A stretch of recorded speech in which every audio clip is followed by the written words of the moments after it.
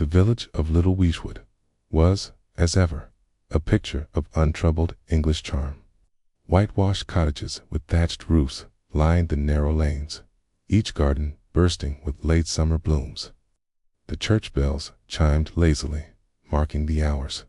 In a town where time moved gently, where scandal was no more than an overwatered geranium and excitement came in the form of a jam-making contest. And yet, beneath the surface of even the most peaceful village, there was always something secret. Tucked away behind lace curtains, resentments hidden behind polite smiles. Miss Jane Marple knew this well. It was on this particular afternoon, during the annual garden party at Rosewood Hall, that the first whisper of trouble began. The garden party was an event of social importance, hosted every year by Mrs. Lavinia Ambrose, a widow of excellent standing and a woman who, despite her genteel exterior, ran the village with the quiet authority of a reigning monarch. Her gardenia, magnificent expanse of manicured lawns, rose trellises, and ornamental hedges, was the envy of all who passed by, and the perfect setting for an afternoon of sandwiches, gossip, and thinly veiled competition. Miss Marple sat comfortably beneath the shade of an elm, enjoying a delicate cucumber sandwich and observing the comings and goings of the guests. She had long since learned that one could learn everything about a person simply by watching how they held their teacup, how their gaze lingered a second too long on someone they should not care about, how their laughter lacked true amusement. Today, she was watching Harold Withers, the village solicitor, a pompous man with an unfortunate tendency to drink too much at social functions. He was speaking to Miss Charlotte Simmons, a woman of uncertain age and an eager interest in village affairs. Miss Marple noted that Miss Simmons appeared unusually agitated, her fingers fluttering at her collar. A little farther down the lawn, Reverend Phelps, the vicar, stood with his usual serene expression, though his hands were clenched behind his back. Nearby, Dr. Hugh Lester, the village physician, was speaking in hushed tones to Mrs. Eleanor Reeves, a quiet woman who had moved to Little Weeshwood only a year ago, and whose past, some suspected, was not entirely spotless. And then there was Mr. Lionel Trent, the guest of honor, though whether that was by invitation or by his own insistence was unclear. Mr. Trent had arrived in Little Weeshwood only a week ago, a man of striking presence and questionable charm. He had a way of making himself known, whether by his boisterous laughter or the way he inserted himself into conversations with the air of someone who had long forgotten the meaning of discretion. It had been suggested quietly, behind closed doors, that he was a businessman of some kind, but no one seemed to know precisely what sort of business. And yet, as Miss Marple observed, he was the center of attention. Mr. Trent is quite the conversationalist, wouldn't you say? Murmured Mrs. Withers, Harold Withers' wife, lowering her voice as she leaned toward Miss Marple. I would say, Miss Marple said pleasantly, that he enjoys being listened to. Mrs. Withers gave a knowing little smile. I say, he's rather well off. Traveled all over the world, made a fortune in some enterprise or another. She hesitated. Not the sort of man one usually sees in a village like ours. No, Miss Marple agreed. Not the sort of man at all. As the afternoon wore on, there was a growing sense of tension beneath the surface of the gathering. Whispers exchanged behind gloved hands, glances that lasted a moment too long. Miss Marple had spent enough years reading people to know that something was not quite right.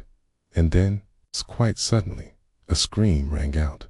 The noise sliced through the polite murmur of conversation, freezing guests in their places. Came from the rose garden, just beyond the trellises. A few seconds later, Miss Charlotte Simmons stumbled into view, her face white as a sheet, her hand clutching at her throat. "He's dead," she gasped. "Oh, heavens, he's dead." A ripple of shock and confusion ran through the assembled guests. Reverend Phelps strode forward, attempting to calm Miss Simmons, while Dr. Lester was already moving toward the rose garden. Miss Marple, however, did not rush. Instead, She placed her teacup down very carefully, smoothed the lace of her gloves, and rose to her feet, because she already knew, with a quiet certainty, who Miss Simmons had found, Mr. Lionel Trent. And indeed, as the guests crowded toward the garden, it became clear Mr. Trent lay sprawled against the rose bushes, his face pale, his eyes staring sightlessly at the sky. There was no blood, no sign of a struggle. Only a delicate teacup, overturned in the grass beside him. Dr. Lester bent down, pressing his fingers to Mr. Trent's wrist. A grim line formed on his lips. "He's dead." A hushed murmur of horror rippled through the crowd. Mrs. Lavinia Ambrose, ever the hostess, clasped her hands tightly. "But how?" "It's fine. Just a moment ago." Miss Marple watched carefully. Blood. No wounds. Only an overturned cup. Then she looked toward the guests. A few looked shocked, horrified. But others, just for a moment, showed something else entirely. And Miss Marple, ever observant, ever patient, noted that fact with quiet satisfaction, because someone here had just committed murder, and she intended to find out exactly who it was. A heavy hush fell over the garden, the air thick with the scent of crushed roses and something else fair. The afternoon had begun with idle chatter and delicate sandwiches. But now the tea lay forgotten, the guests frozen in place as they stared at the lifeless form of Lionel Trent. Miss Marple, moving with her usual quiet precision, stepped forward, her sharp blue eyes scanning the assembled guests. Some were visibly shaken. Mrs. Withers clutched at her husband's arm, her breath shallow. Miss Charlotte Simmons trembled, pressing a handkerchief to her lips. Others, however, seemed to composed. Dr. Lester straightened from where he knelt, beside the body. "I should fetch my bag from the house, but it won't do any good.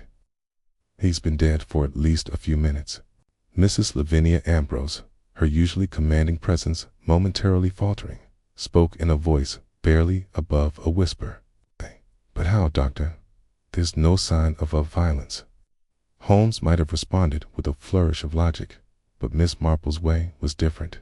She bent slightly, eyes skimming over the fallen cup, the way the fingers of Trent's left hand were curled slightly inward. The unnatural stillness of his features, poisoned. She did not say it aloud. Not yet. But she had seen death before, and this was not the first time a tea party had ended in murder. A single voice shattered the silence. He was poisoned. All heads turned to Miss Simmons, who now stood at the edge of the gathering, her face pale, her hand still gripping at her throat. It must have been the tea. He took a sip, just sweet as one, and then she squeezed her eyes shut, staggered, just a little. I thought he was feeling faint, but then he sat down, right there, right in the grass, and he just stopped moving. Whispers erupted at once. "Poisoned." Mrs. Reeves gasped, pressing a hand to her chest. "How awful," murmured Mrs. Withers, her face turning an odd shade of gray dot. Reverend Phelps cleared his throat, his usually steady voice wavering slightly. "Are you quite certain, Miss Simmons, that it was the tea?" I think so," she stammered. "I was speaking with him not 5 minutes before. He was perfectly well. He said something about," she hesitated, looking flustered, "something about his business, and then he sipped his tea. That's when he seemed strange. Think someone must have poisoned it." Harold Withers' voice rang out. This was deliberate murder. A collective breath was drawn in by the crowd. The word hung in the air, thick and undeniable. Lestrade, were he here, would have demanded that no one leave the premises, but Little Wooshwood was not Scotland Yard. Here, murder did not belong. Mrs. Ambrose, ever the commanding hostess, took a shaking breath and squared her shoulders. "Dr. Lester, would you be so good as to fetch the constable?" "Of course." Doctor strode toward the house. "Mrs. Ambrose," Miss Marple's voice was gentle but firm. Might I suggest that no one else leave the garden for now? Mrs. Ambrose's eyes darted toward her, startled. But why, Miss Marple? Miss Marple gave her a knowing look, because if Lionel Trent was poisoned, then it is highly likely the person responsible is still here. Sudden, uneasy silence. Eyes flickered from one person to another.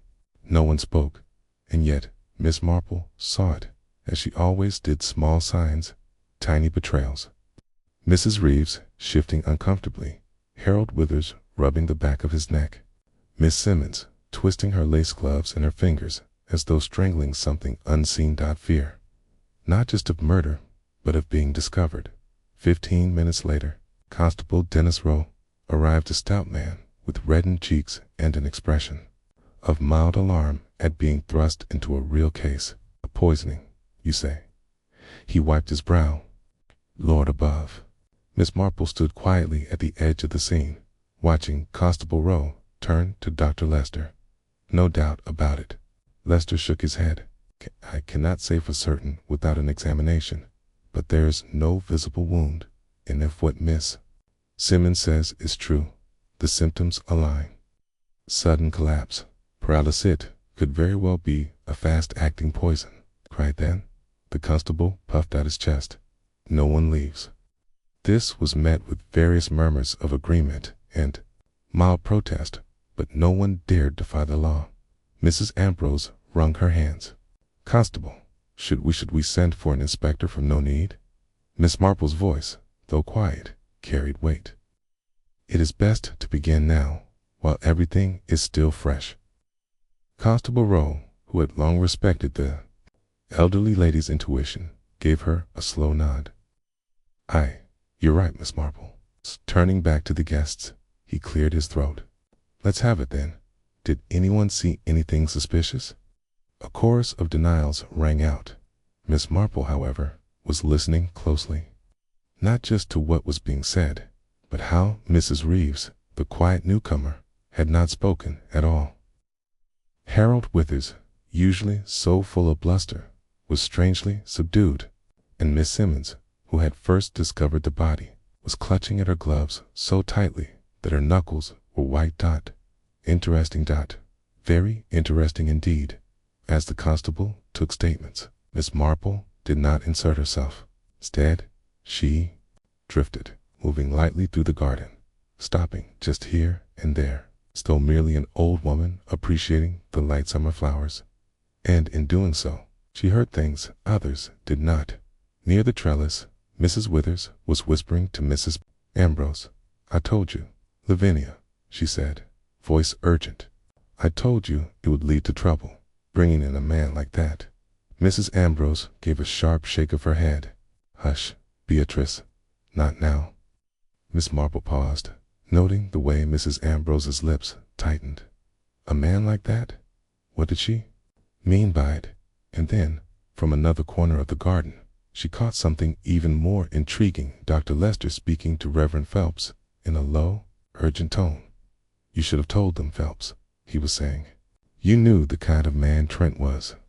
The vicar's face was unusually pale.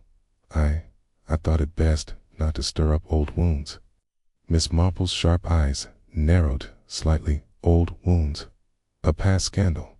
Perhaps Lionel Trent's arrival in Little Weeswood had not been as random as it seemed, and, as Miss Marple had long ago learned, it was never the present crime that solved the mystery but the past. As the sun began to set over Little Weeswood, Miss Marple returned to her chair, her hands folded in her lap. She watched the garden, the frightened glances, the hidden tensions. She did not know who had poisoned Lionel Trent. Not yet, but she had seen enough to know this. He had not died for nothing, and someone in this garden was hiding the truth. Miss Marple intended to find out who. Miss Marple sat quietly, her hands folded in her lap, as the last rays of sunlight stretched across Mrs. Ambrose's perfectly manicured lawn. The guests had ceased their whispered conversations, each casting uneasy glances toward the lifeless form of Lionel Trent. Constable Rowe, now taking the matter with more gravity than he had at first, was making his rounds. gathering statements. Miss Marple was not officially involved. Of course, she never was. And yet, people talked around her. They always did. She noticed things. The unnatural stillness in Reverend Phelps' hands. The faint smudge of dirt on the hem of Mrs. Reeves' dress. The way Miss Charlotte Simmons' fingers kept twisting at her gloves, as if wringing out a terrible secret. It was a matter of human nature, really. And Miss Marple knew that murderers were seldom murderers by trade. They were ordinary people, reacting in extraordinary ways. Dr. Lester had finished his preliminary examination of the body. He wiped his brow with a handkerchief and straightened with a sigh. "Well?" Constable Rowe asked, notebook in hand. The doctor hesitated. "There is still no visible wound. No indication of violence." He exhaled. "Given the circumstances, I'd wager it was poison." Collective murmur rippled through the gathered guests. Constable Rowe looked grim. "You saying the tea did it?" Dr. Lester nodded. "It's the most logical conclusion. According to Miss Simmons, he took a sip just before he collapsed. I saw it." Miss Simmons piped up from the sidelines, her voice quivering. "He drank, then he staggered like he was dizzy, and then he just sank down right there by the rose bushes." A troubled silence followed. Miss Marple stirred, and no one else drank from his cup. Dr. Lester shook his head. "It seems not." He glanced at Constable Rowe. "The cup should be examined. If there's poison in it, we'll need to identify it." Rowe nodded. "I'll have it sent off." Miss Marple remained watching. Her sharp eyes flicked toward the overturned teacup in the grass. The delicate porcelain was intact, the contents spilled into the soil. A wasted opportunity, she thought, for poison had a way of disappearing when mixed with the earth. And then her gaze caught something else. A single dead rose petal, curled and browned at the edge, resting near Lionel Trent's outstretched hand. A minor thing, an unimportant thing, or perhaps not, with the body still present and the investigation underway.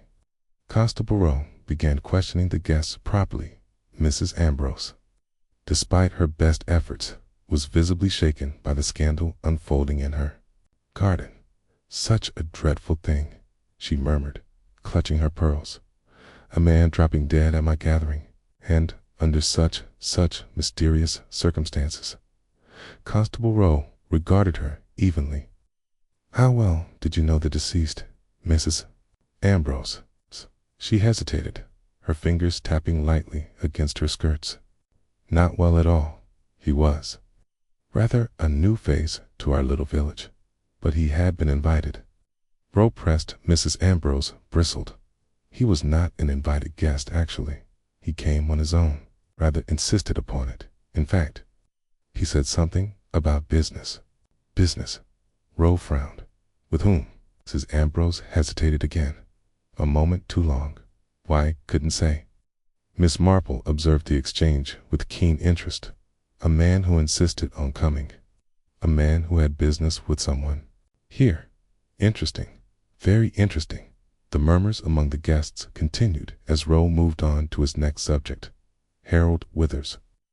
The village solicitor had stood stiffly off to the side, arms crossed over his chest. Now, as Rowe turned to him, he cleared his throat uncomfortably. "You knew the deceased?" Rowe asked. Withers hesitated. Not. Personally, no. Rowe's expression hardened. "But you knew of him?" A muscle in Withers' jaw twitched. "I had heard the name, yes. And what had you heard?" He let out a slow breath. That he was not entirely honorable businessman. A sharp look passed between Dr. Lester and Reverend Phelps. Miss Marple caught it. Withers continued, his voice dropping lower. "Trent was known for his, shall we say, investments, but not all of them were above board." His brow furrowed. "You're saying he was involved in something illegal?" Withers sighed. "I cannot say for certain, but I do know this: he was the kind of man who made enemies." A shiver passed through the crowd. Miss Marple, however, did not shiver. She simply noted. The night settled uneasily over Little Weeshwood. The guests had finally been permitted to leave the scene, but no one slept easily. The whispers of poison and murder still hung in the air like the fading scent of roses. Miss Marple, however, was not troubled. She had spent the evening as she often did, knitting by the window, thinking. There was much to consider. A dead man, with no visible wounds, a poisoned cup of tea, but no sign of where the poison had come from. A gathering of people, all connected to Lionel Trent in some way. Yes, there was much to consider. She had just set down her knitting when a noise reached her ears, a faint tapping sound at her back door. Miss Marple, being Miss Marple, did not panic. Instead, she rose, smoothed her skirts, and moved quietly toward the sound. She unlocked the door and pulled it open, just enough to see a figure standing in the darkness. It was Miss Charlotte Simmons. Her eyes were wide, her hands twisting at her gloves, as they had been all evening. I had to come," she whispered. "I couldn't sleep, Miss Marple." Miss Marple studied her for a long moment. "Come in, dear." Miss Simmons hesitated, glancing over her shoulder. "No, I shouldn't. I needed to tell someone." Miss Marple folded her hands. "Tell someone what, my dear?" Miss Simmons swallowed hard. And then, in a whisper barely above breath, she said, "I saw who gave him the tea." The words sent a chill down Miss Marple's spine. For the first time that evening, she felt the pieces beginning to fit together.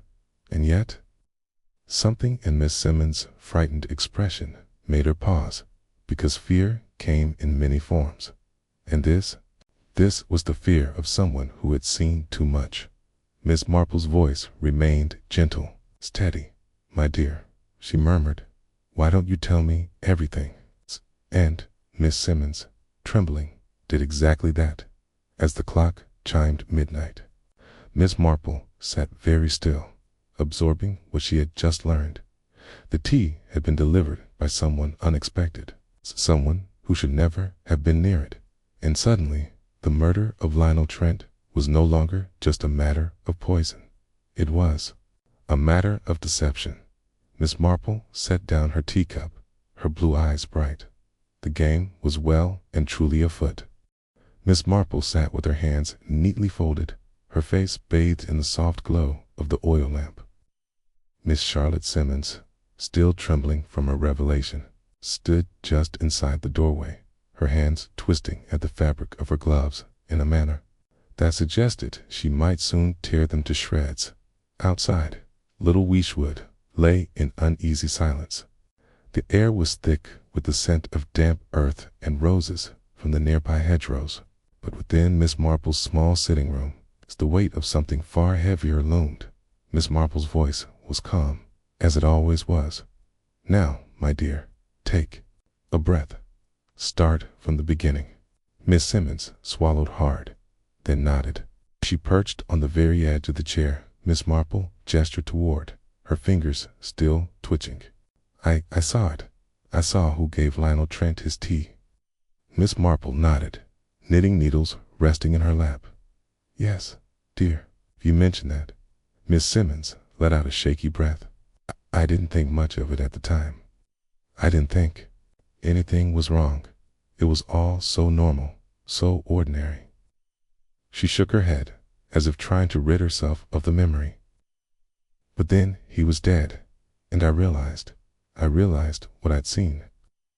Miss Marple waited, offering nothing but the warmth of silence. Miss Simmons swallowed again. Then, in a voice barely above a whisper, she said, "Mrs. Eleanor Reeves." A stillness settled over the room.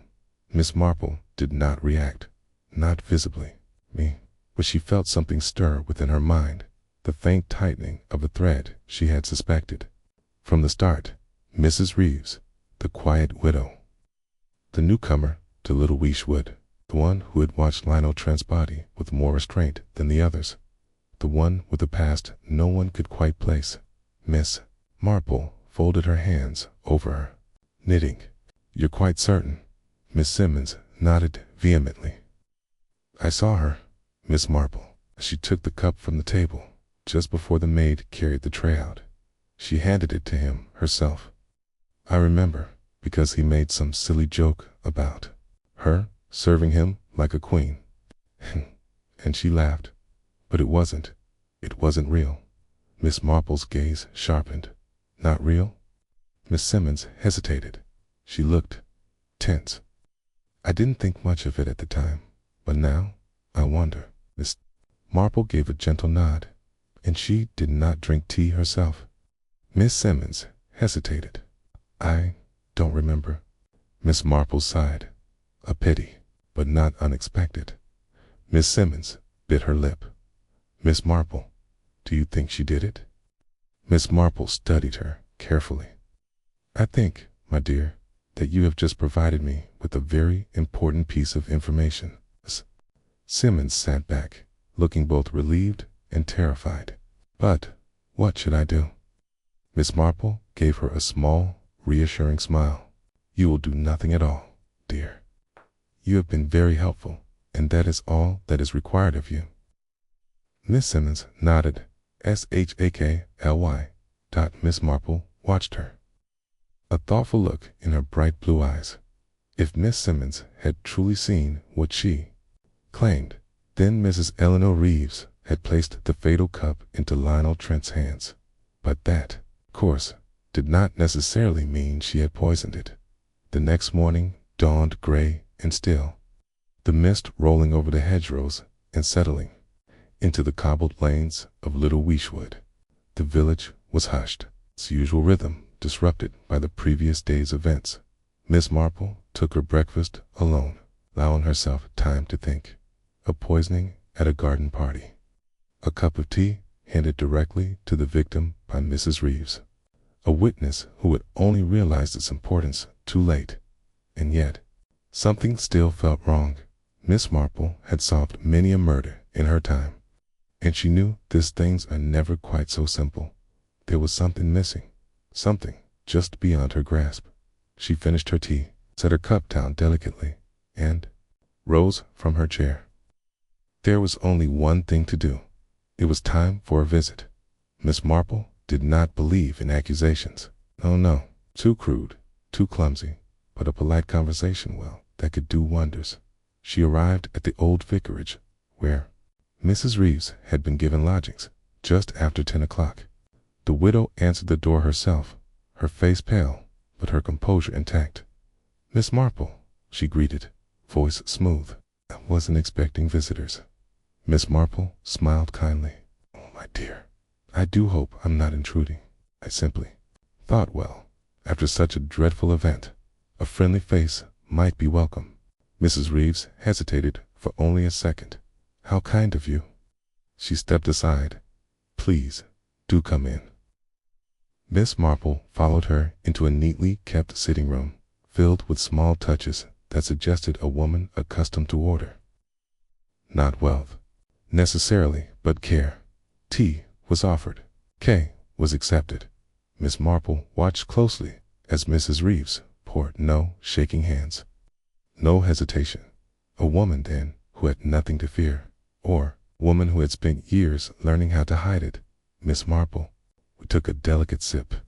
It is a dreadful thing, death, she murmured. Mrs. Reeves set down the teapot. Yes. Miss Marple tilted her head. Did you know Mr. Trent well? A flicker?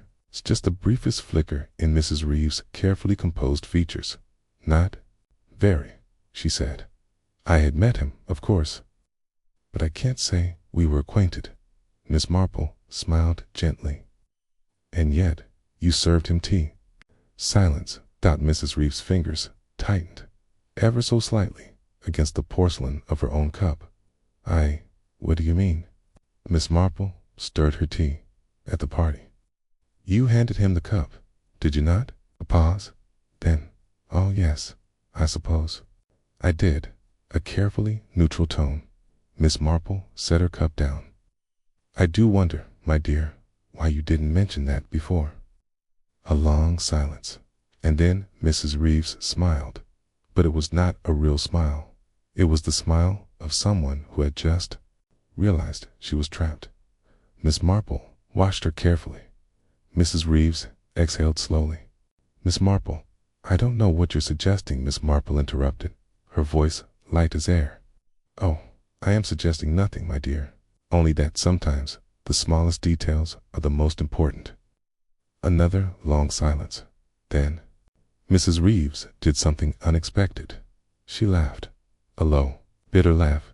Miss Marple remained still. Mrs. Reeves set down her cup with precision. I see, she murmured.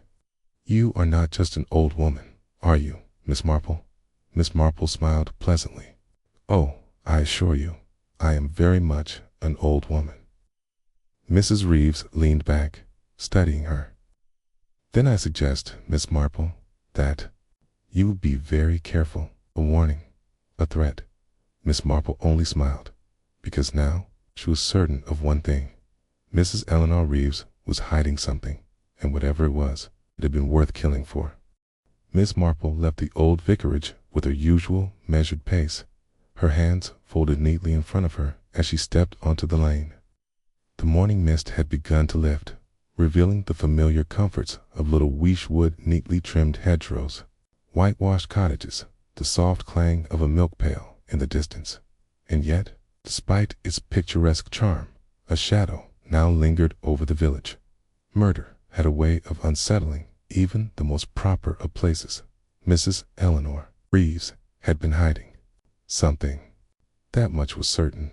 Miss Marple had seen it in her hesitation, in the too careful way she had placed her teacup back on its saucer. And most of all, in her final words, more warning than dismissal. Then I suggest, Miss Marple, that you be very careful. Miss Marple, however, had never been one to scare easily. She adjusted her shawl, casting one last glance at the old vicarage, before making her way back toward the heart of the village. There was still much to be done. By midday, the murder of Lionel Trent had reached every corner of little Wichwood. Miss Marple, knowing that secrets were best revealed where tea was poured freely, decided to visit the Bluebell Tea Room, the small establishment on the high street where villagers gathered to gossip in hushed but eager voices. Sure enough, as she stepped inside, she found a familiar sight. Mrs. Beatrice Withers, Mrs. Lavinia Ambrose, and Miss Charlotte Simmons huddled around a table near the window, their conversation in full flow. Miss Marple approached with a gentle smile. Good afternoon, dears. May I join you? Mrs. Withers, ever eager to include herself in anything of importance, beamed. Oh, Miss Marple, do sit down. Such a dreadful business, isn't it? Miss Marple settled into the chair with a small nod. Quite dreadful, indeed. Mrs. Ambrose leaned forward, her voice lowered to a conspiratorial whisper. I heard from Mrs. Lester that the police have confirmed it was poison. Miss Charlotte Simmons, still looking a bit pale, nodded vigorously. Yes, and it must have been in his tea. You saw it, didn't you, Miss Marple? How he drank just before it happened. Miss Marple sipped her own tea thoughtfully. Indeed. And yet, the question remains, who might have wanted him dead? Heavy silence followed, and then, as expected, the floodgates opened. Well, Mrs. Withers began, lowering her voice even further. I've heard whispers that he had debts. Asterisk, asterisk, asterisk, debts.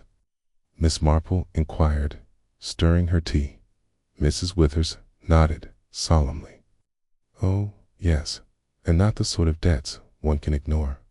He had business dealings that went rather badly, shall we say. Mrs. Ambrose pursed her lips. If that's the case, then perhaps someone from his past caught up with him. But then, why here? Why in Little Weeshwood? Marple's fingers brushed the edge of her napkin. Perhaps, she murmured, because he was meeting someone. The women exchanged glances. Miss Simmons hesitated. But who? That was the question, wasn't it? Miss Marple had her suspicions. Later that afternoon, Miss Marple paid a visit to Reverend Phelps. The vicar had been present at the garden party, not one to shy away from social obligations, even if he rarely took much pleasure in them. As she arrived at the vicarage, she found him in his study, seated behind a cluttered desk. His brow furrowed in concentration over an open book. He looked up, startled. "Miss Marple, what a pleasant surprise." Miss Marple smiled. "I do hope I'm not disturbing you, Reverend. Simply thought I might call in for a friendly chat." The vicar, ever polite, gestured toward a chair. "Please, do sit down." Miss Marple obliged, placing her handbag neatly in her lap. "I was thinking about Mr. Trent. You see, such an awful business." The vicar's expression darkened slightly. "Yes, dreadful." Miss Marple tilted her head slightly. "You didn't seem particularly fond of him." A pause. Then the vicar sighed, rubbing a hand over his chin. "It's not that I disliked him, Miss Marple, but I will admit I was wary." Miss Marple waited, allowing him to continue. "He was not an honest man," Reverend Phelps said at last. "I suspected it from the moment I met him. There was something in his manner. He was a man who made a living from secrets, and men like that," he shook his head, "they tend to make enemies." Miss Marple nodded thoughtfully. "Would you say he had enemies here in Little Wishwood?" The vicar hesitated. "I wouldn't like to say, Cole, but I will tell you this. The day before the garden party, I saw him in town, and he was arguing with someone." Miss Marple leaned in slightly. "Oh," Reverend Phelps nodded gravely. "It was quite the argument. Heated. I only caught the end of it, but he said something that struck me as ominous." Miss Marple waited patiently. The vicar's eyes darkened. He said, "I know what you did, and I can prove it." Miss Marple left the vicarage deep in thought. Someone in Little Wishwood had been arguing with Lionel Trent, someone who had something to hide, and he knew what they had done. She walked slowly, turning the pieces over in her mind. A poisoned cup of tea, a widow who had handed it to him, a past full of secrets, and now direct confrontation, overheard the day before his death. Miss Marple had often said that murder was not an act of impulse, but of calculation. Even when committed in the heat of the moment, it was rarely without cause, and Lionel Trent had known exactly who had a cause to kill him now. It was just a matter of discovering who it was. She quickened her pace, because she had an idea, a rather strong idea, and if she was right, then someone else in Little Wishwood was in very grave danger. Miss Marple walked briskly through Little Wishwood, her mind working through the tangled web of secrets, confrontations, and deception. Lionel Trent had been killed for a reason. He had known something dangerous enough to seal his fate, and now, with the vicar's revelation of the argument the day before his death, she had no doubt that Lionel Trent had been blackmailing someone. Miss Marple was not naive. She had seen the pattern before. When a person threatens to expose a secret, it only takes one moment of desperation for someone to silence them permanently. And in a village as small as Little Wishwood, where everyone knew everyone, the murderer was right under their noses. Miss Marple quickened her pace. She had spent enough time gathering information.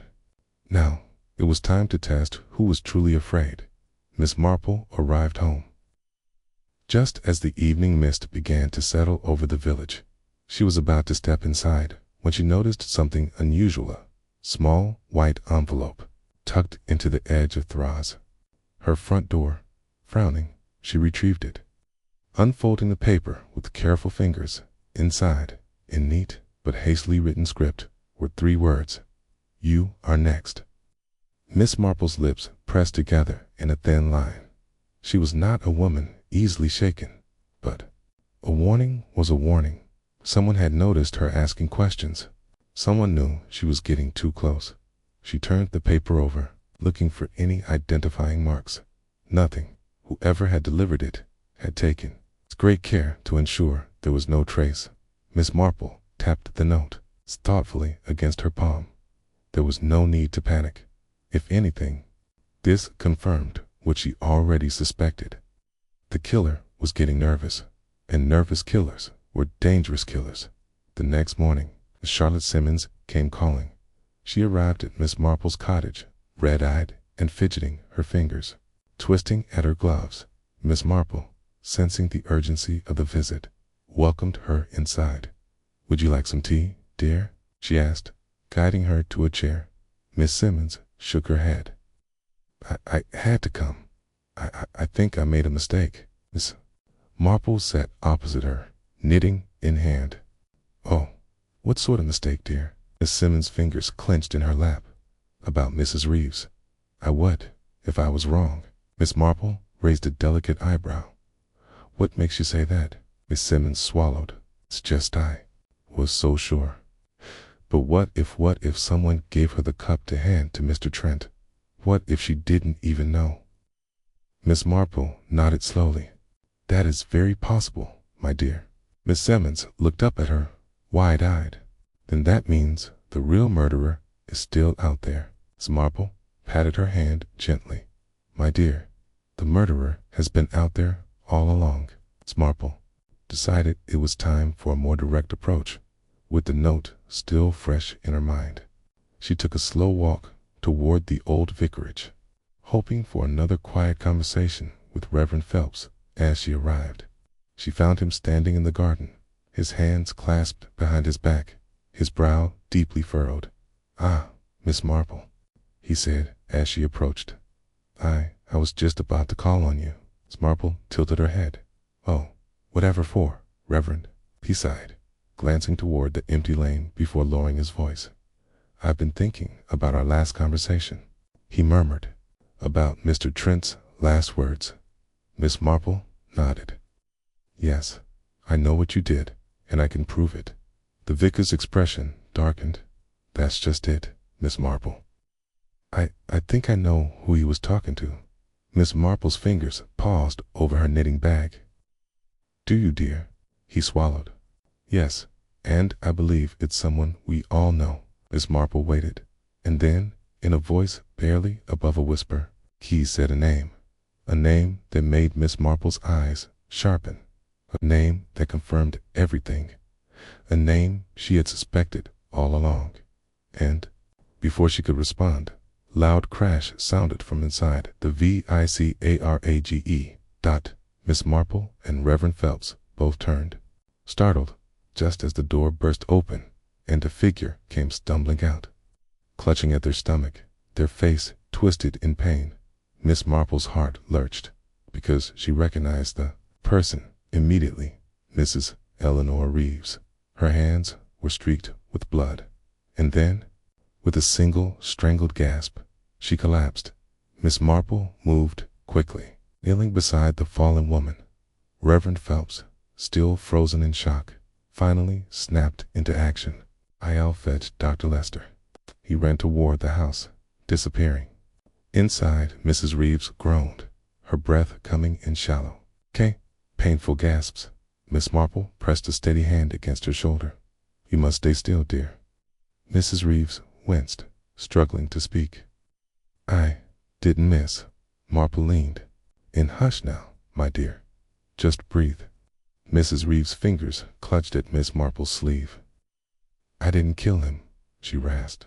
But Ty knew. Her eyes fluttered, and, for a moment, Miss Marple feared she would lose consciousness. But then a single word escaped her lips, a name, that same name Reverend Phelps had whispered only moments before. And with that, the last piece of the puzzle fell into place. Miss Marple exhaled softly. It was time to catch a killer. By the time Dr. Lester arrived, Mrs. Reeves had stabilized.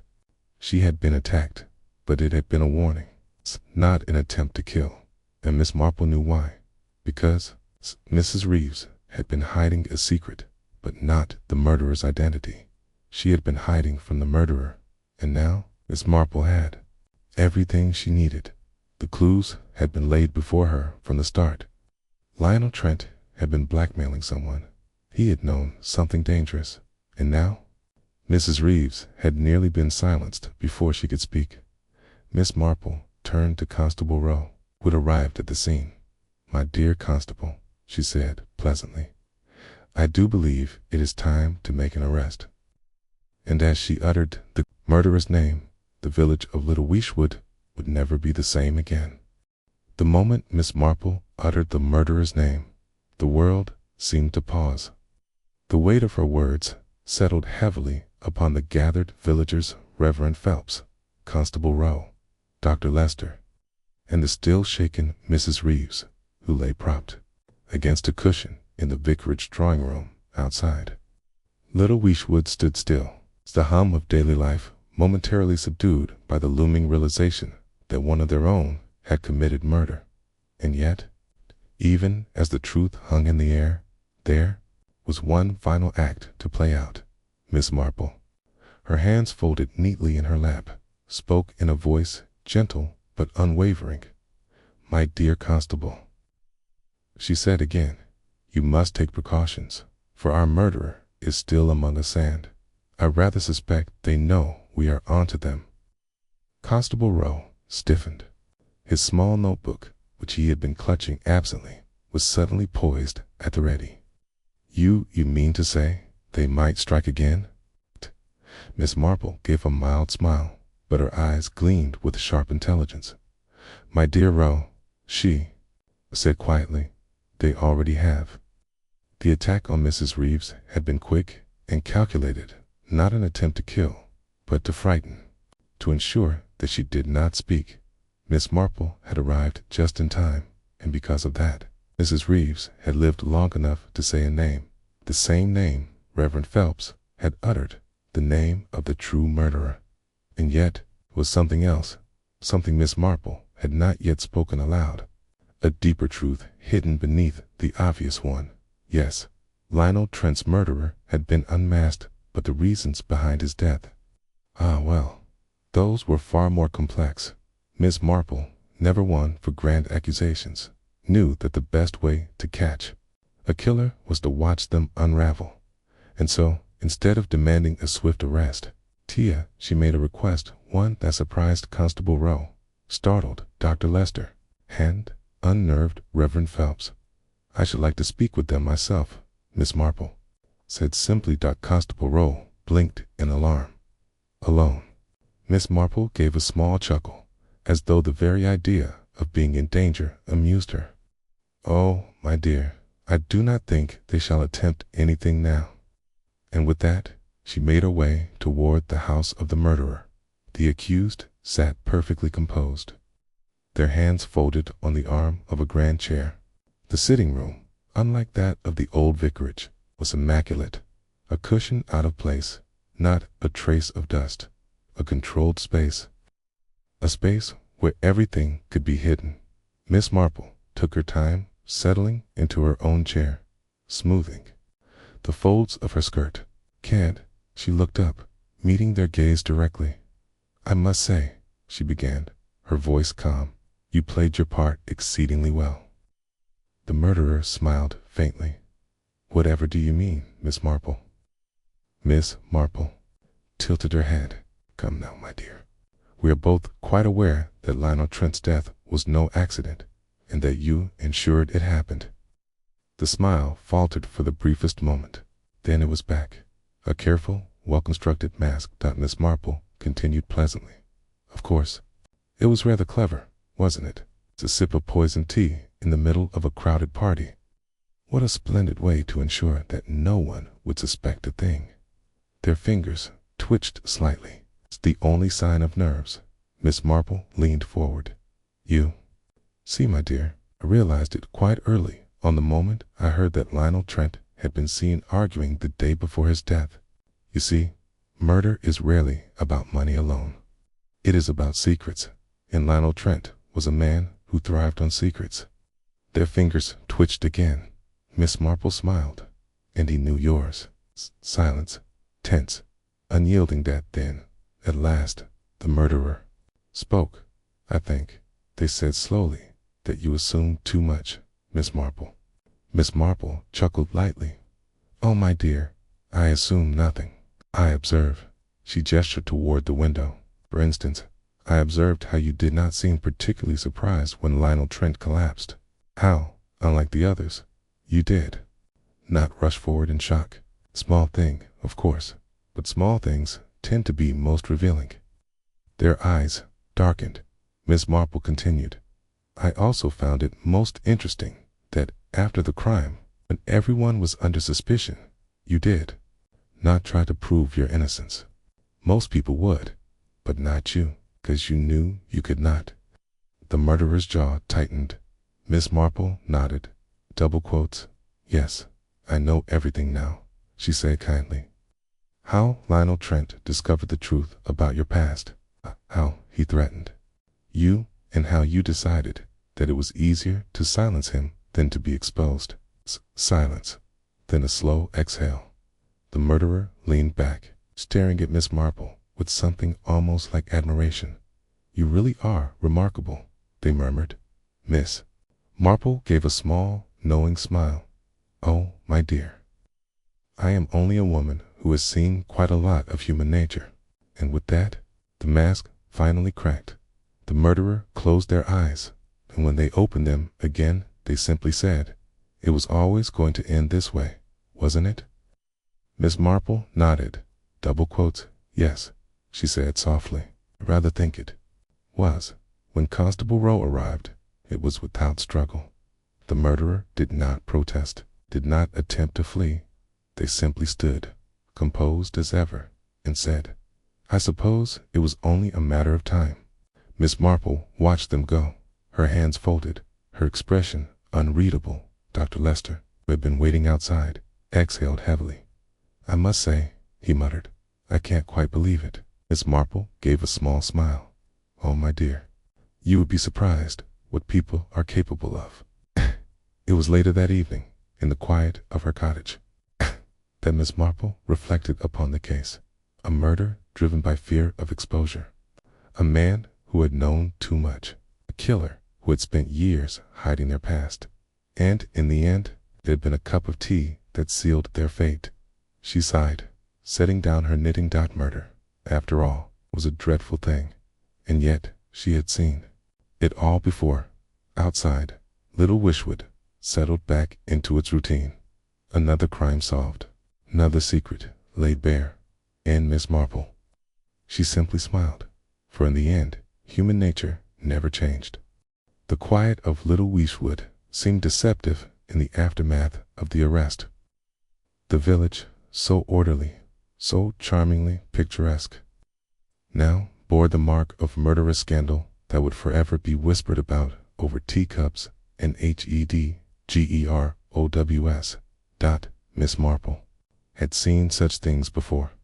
A crime never truly disappeared, even when the culprit was caught.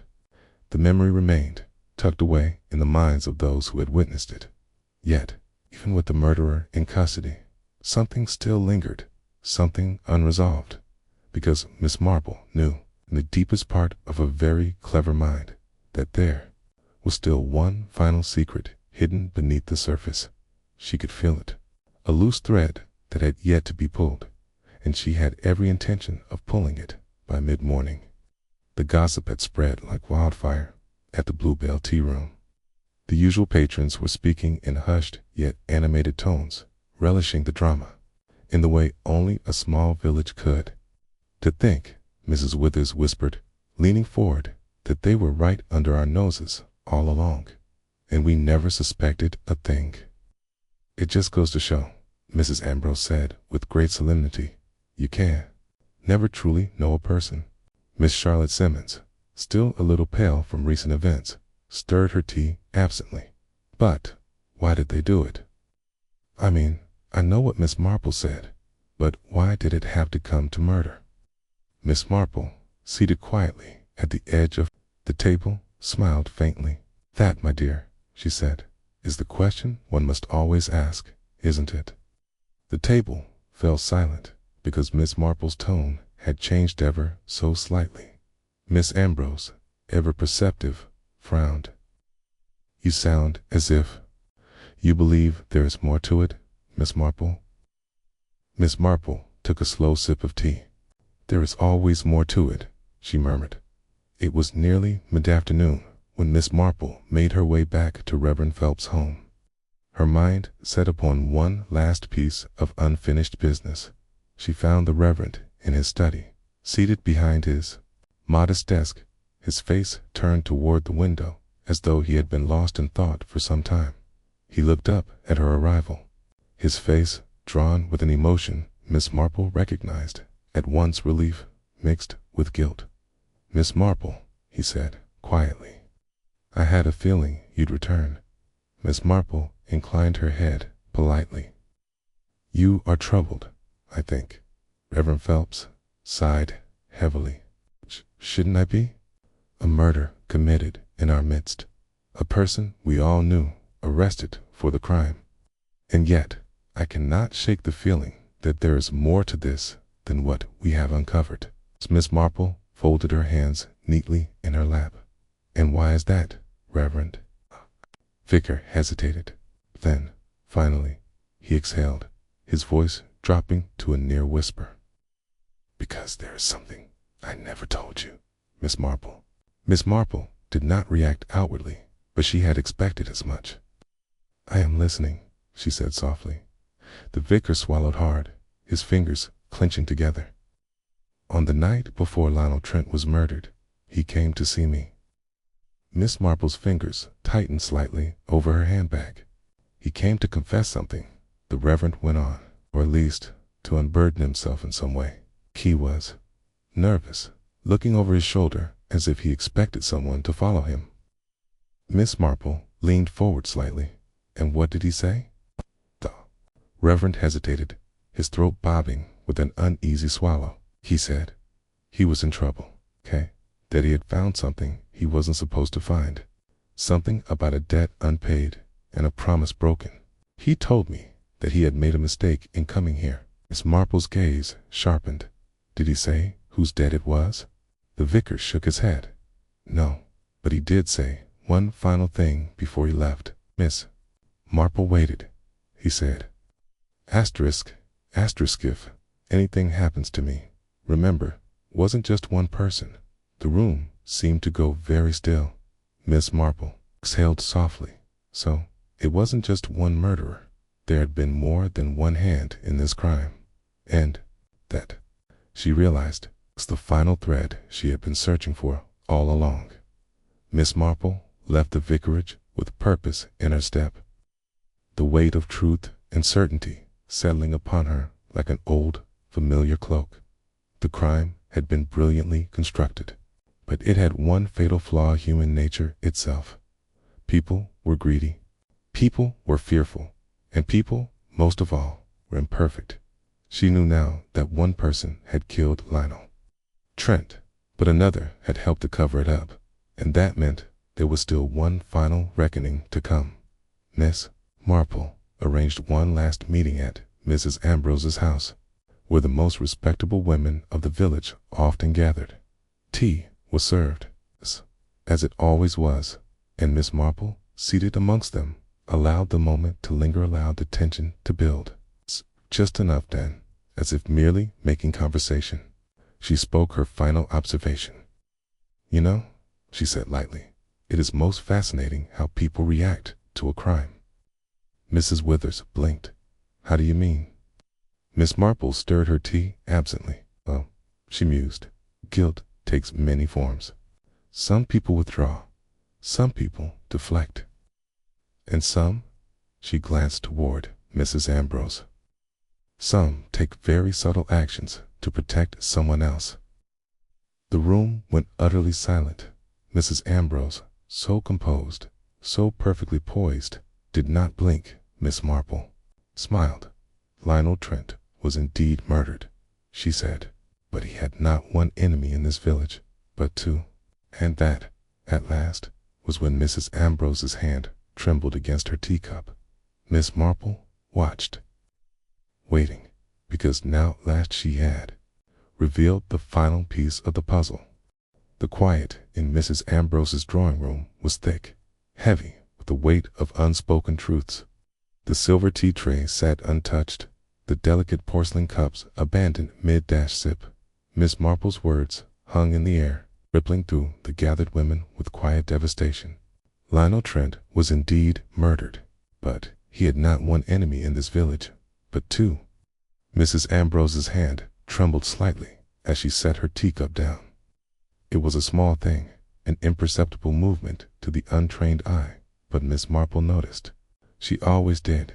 She had learned, over the years, that guilt was rarely loud, did not always arrive in the form of denial or panic. Sometimes it was silent, lingering in the slight quiver of fingers, the tightening of the mouth, the brief flicker of fear behind carefully composed eyes. Mrs. Ambrose inhaled slowly. "I don't know what you mean, Miss Marple," she said. Last.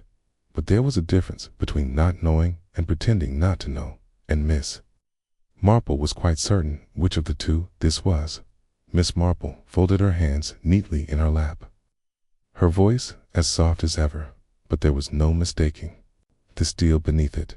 "My dear Mrs. Ambrose," she said gently, "I do believe it's time we stopped pretending, don't you?" Mrs. Ambrose's expression did not falter, but her grip on her lace handkerchief tightened. "You see," Miss Marple continued, stirring her tea absently, "the moment Reverend Phelps told me about Lionel Trent's final words, I realized something quite important. He said, if anything happens to me, remember, it wasn't just one person." Miss Withers gasped, clutching at her pearls, but Miss Marple went on, her tone almost conversational. "At first, it seemed obvious why, of course, he was referring to his murderer and an accomplice. But then, I thought, what if he meant something more?" She let her words settle, let them linger, and then, softly, she said, "What if Lionel Trent was killed because he threatened to expose not just one person, but two?" A heavy silence followed. Mrs. Ambrose's lips parted, her breath shallow. Miss Marple leaned forward slightly. "And that is precisely what happened, isn't it?" she said, her blue eyes sharp. "Lionel Trent was blackmailing not one, but two people, and one of them was you, Mrs. Ambrose." Mrs. Ambrose laughed lightly, but it was a laugh without warmth.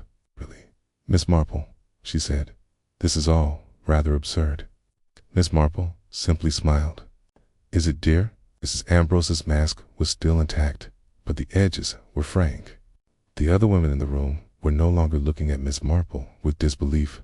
They were looking at Mrs. Ambrose.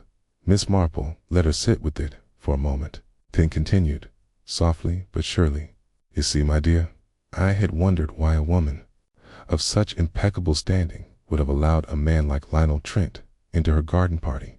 It was unlike you that I realized it was not a gracious invitation. It was a reluctant obligation." Mrs. Ambrose exhaled sharply. "You did not invite Lionel Trent because you wanted to, my dear," Miss Marple went on.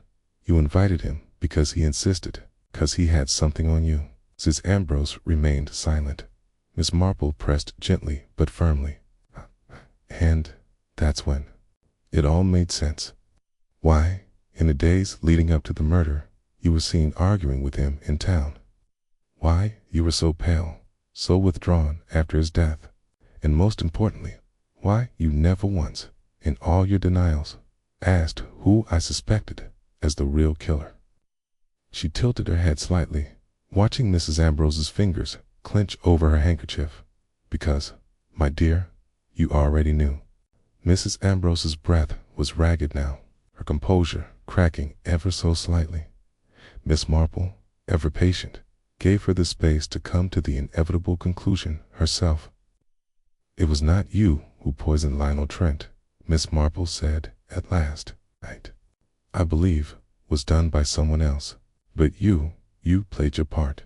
Mrs. Withers let out a small gasp. "Lavinia." "No, Miss Marple," continued steadily. "You saw an opportunity," she murmured. "You knew what was happening. You knew Trent was about to meet his end, perhaps even hoped for it. And when a cup of poisoned tea was placed before him, you did not stop it, cause for you, his death was the solution." Mrs. Ambrose's shoulders sagged. Her secrets, so carefully protected, had finally come undone. "Kay, you let it happen," Miss Marple said gently. "Kay, because as long as he was alive, he would always hold power over you." A long silence followed. Mrs. Ambrose's voice, when she finally spoke, was hoarse, fragile. "I didn't kill him," she whispered. "But, yes, I let him die." Miss Marple nodded. "But," she added softly, "that does still leave us with one final question." Mrs. Ambrose blinked, startled. "What?" Miss Marple's eyes darkened. "The person who actually slipped the poison into his cup. Kay? The true murderer." Mrs. Withers let out a strangled noise. "You mean it wasn't Lavinia?" Miss Marple smiled. Kindly. "No, dear. She played a role, but she was not the one who placed the poison in his tea." Another wave of realization passed over the room. Miss Marple took a delicate sip of her tea, and then, in the most unassuming of voices, said, "But I do know who it was." She set down her cup with precision. "It's the person who killed Lionel Trent," she said, "is in this very room." The women froze, and then a single teacup shattered against the floor. Miss Marple turned her gaze. Then there, with a face drained of color, hands trembling, eyes wide with the horror of exposure, Miss Charlotte Simmons sat motionless. The real murderer had been revealed. As the carriage bearing Miss Charlotte Simmons rolled away toward Scotland Yard, the gathered villagers of Little Weeshwood stood in stunned silence. It was over, or at least, that was what they told themselves. Murder had come to their peaceful village, wrapped in a familiar face, hidden behind a polite smile and trembling hands. And now that familiar face was gone, taken away to answer for her crime. Yet, as the dust of the scandal began to settle, one woman sat perfectly still, her hands folded neatly over her lap, her gaze cast toward the window of the Bluebell Tea Room. Miss Marple, as ever, was thinking, because though the crime had been solved, though Charlotte Simmons had confessed, there was still something that did not sit quite right. A crime might end with an arrest, but human nature, that was never quite so simple. The following afternoon, Miss Marple found herself seated in her usual spot at the Bluebell Tea Room, where the whispers of murder and betrayal still drifted in the air like perfumed gossip. Mrs. Withers, Mrs. Ambrose, and Dr. Lester sat across from her, each of them still reeling from the truth. "To think," Mrs. Withers murmured, stirring her tea for the 5th time, "that Charlotte, poor, dear Charlotte, could do something like this." Mrs. Ambrose, now much paler than usual, let out a small, brittle laugh. "Well, it just goes to show, doesn't it? One can never truly know another person." Dr. Lester, who had remained silent for much of the conversation, finally spoke. "But why?" he said, his voice low, troubled. "Why did she do it?" Miss Marple, still knitting, did not look up. "She told us why, dear," she murmured. "She was afraid of being exposed." Dr. Lester shook his head. "But would anyone have really cared?" Mrs. Ambrose scoffed. "Oh, don't be naive, doctor. Charlotte may have been well liked, but this is Little Weeshwood. If it ever came out that she wasn't who she claimed to be." Miss Marple looked up then, her eyes bright with quiet knowledge. "My dear Lavinia," she said gently, "who was Charlotte, really?" Mrs. Ambrose blinked, caught off guard. "Well, she was." She stopped, frowned, and then, as if only just realizing, she turned to Miss Marple, her expression shifting into something uncertain. "My goodness," she murmured. "Todd don't believe I ever really knew." Miss Marple gave a small, knowing smile, and that, in the end, was the true tragedy of it all. Charlotte Simmons had lived in Little Weeshwood for years. She had been welcomed into their homes, their gardens, their gossip circles, and yet not one person had truly known her, not until it was too late that evening. As the sun cast long shadows over the village, Miss Marple received an unexpected visitor. It was Reverend Phelps, his hands clasped tightly in front of him. His expression weighed with thought. "Miss Marple," he greeted, voice heavy, "I hope I'm not disturbing you." Miss Marple, who had been reading by lamplight, smiled kindly. "Not at all, Reverend. Do sit down." He did, though with visible hesitation. For a long moment, he simply studied his hands, as if searching for the right words. Then, at last, he sighed. "Something about all this still troubles me." Miss Marple tilted her head. "Oh," the Reverend exhaled. "Charlotte was guilty, yes. But I keep thinking about what Lionel Trent said before he died." As Miss Marple said nothing. "I know what you did, and I can prove it," Reverend Phelps recited, his brow furrowing. "We assumed he was speaking to Charlotte. But what if, i.e., hesitated? What if there was someone else?" A long silence. Miss Marple did not answer immediately. Instead, she turned to the flickering lamplight, her expression unreadable, and then, softly, she said, "My dear Reverend, there is always someone else." Though justice had been served, though Charlotte had paid the price for her crime, Miss Marple could not shake one last lingering thought. Lionel Trent had been a man of many enemies, and yet he had chosen to come to Little Wishwood. He had chosen to confront someone. He had chosen to die here. And Miss Marple, sharp as ever, knew why. Because there was someone else in the village who had been afraid. Someone who had watched the crime unfold and chosen to stay silent. Someone who had benefited from Lionel Trent's death just as much as Charlotte Simmons had. And that person, even now, was still walking free as the village slowly returned to normal. As the scandal of murder faded into whispered recollections, Miss Marple sat in her small parlor, knitting as she always did. The fire crackled. The wind rustled against the panes, and she thought of human nature. It was always the same, really. The wicked were caught. The guilty were punished. And yet, there was always a thread left untied, a secret left unspoken, a truth left to linger in the shadows. Miss Marple smiled faintly, her fingers never pausing over her knitting. She would say nothing, because sometimes, in a village like Little Wishwood, there were things best left buried. And murder, after all, was never quite as simple as it seemed. The sound of shattering porcelain filled the room, the delicate teacup slipping from Miss Charlotte Simmons' trembling hands, splintering against the hardwood floor. The other women stared at her, eyes wide with horror, shock, or perhaps, for some terrible realization settling in. Miss Marple did not react to the noise. She simply observed.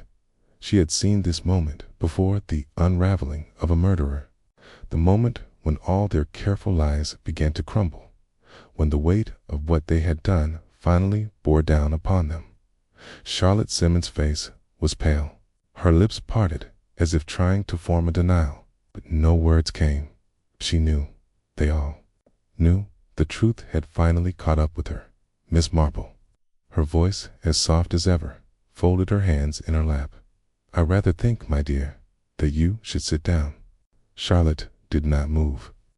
She looked like a trapped bird, her eyes darting from one woman to the next, seeking escape. But there was none. Mrs. Ambrose's voice was a whisper. "Charlotte, no." Miss Simmons let out a shuddering breath, her entire frame shaking. I don't know what you mean," she stammered. "I didn't." Miss Marple tilted her head slightly. "Oh, my dear, let us not prolong the inevitable. The truth is rather clear now, isn't it?"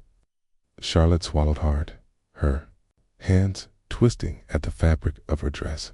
I was just so frightened," she whispered at last, her voice cracking.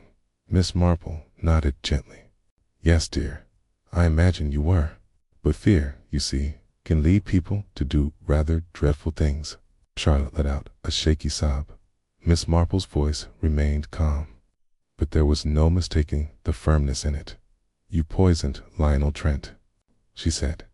didn't you, dear?" Charlotte shook her head wildly, her voice rising in panic.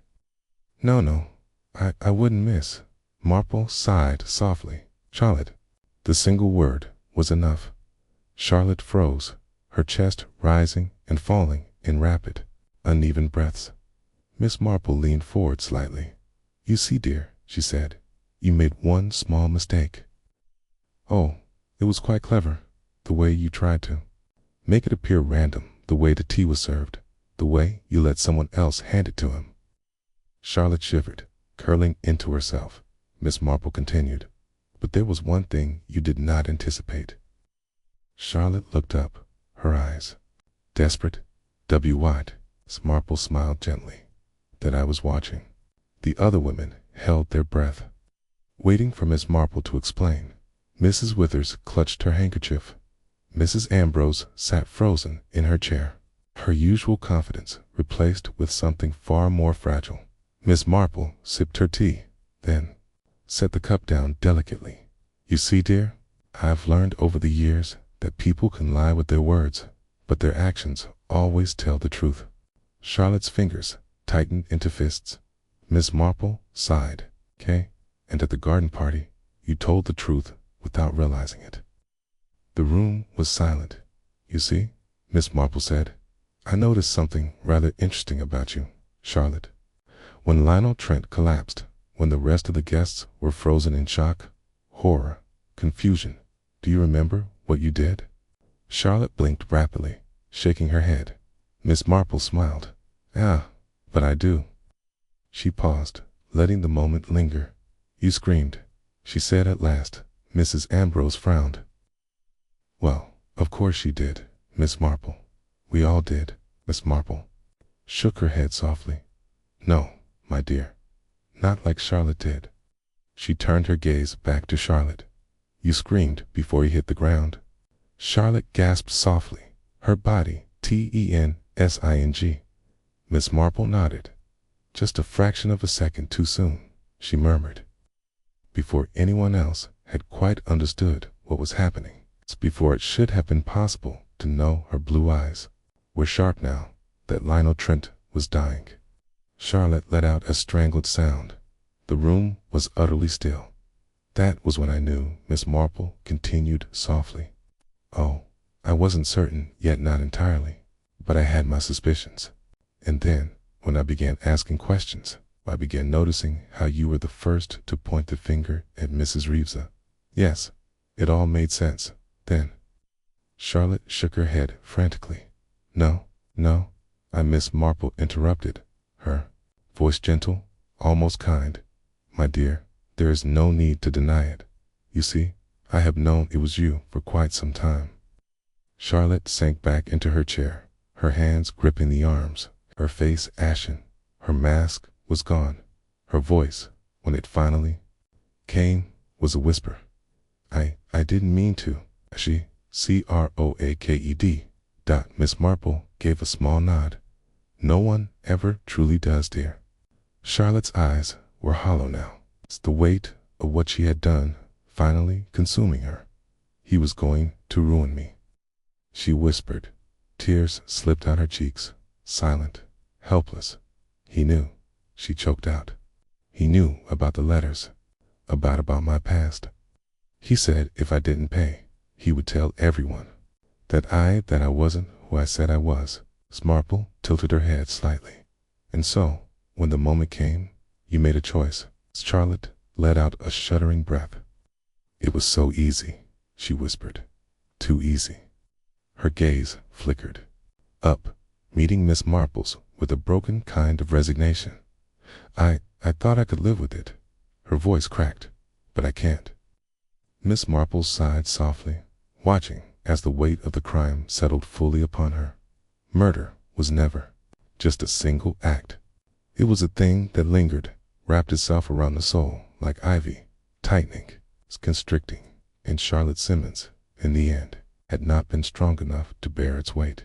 She lowered her head, and then, in the quietest voice, she said, "I'm sorry." Constable Rowe arrived minutes later, his face grim. Charlotte did not struggle. She did not protest. She simply stood, head bowed, hands trembling. He fastened the cold metal cuffs around her wrists. Miss Marple watched, her face unreadable, and as Charlotte was led away, she murmured, "I should have known I couldn't fool you, Miss Marple." Miss Marple smiled softly, a sadness in her expression. "My dear," she said, "no one ever can."